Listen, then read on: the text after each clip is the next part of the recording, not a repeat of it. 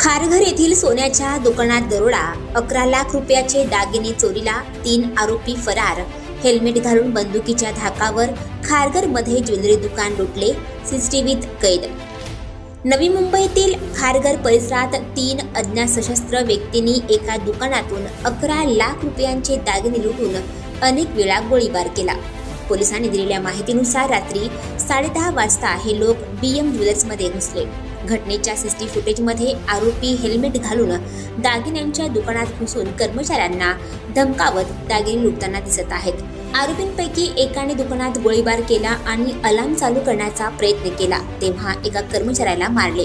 काही क्षणानंतर ते मोटरसायकलवरून घटनास्थळावरून पळून गेले, तर स्थानिकांनी त्यांचा पाठलाग करण्याचा प्रयत्न केला, मात्र चोरटे पळून जाण्यात यशस्वी झाले।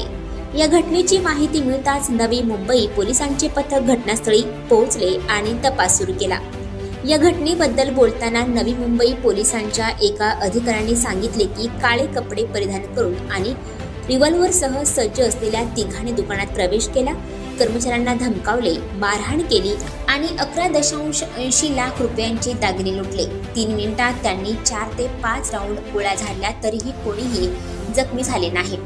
भारतीय न्याय संहिता आणि शस्त्रास्त्र कायद्याच्या संबंधित कलमांतर्गत डकैती आणि इतर गुन्ह्यांसाठी गुन्हा दाखल करण्यात आला आहे, असे अधिकाऱ्यांनी सांगितले। तिन्ही आरोपींना अटक करण्यासाठी प्रयत्न सुरू केले आहेत, असे पोलीस अधिकाऱ्यांनी सांगितले।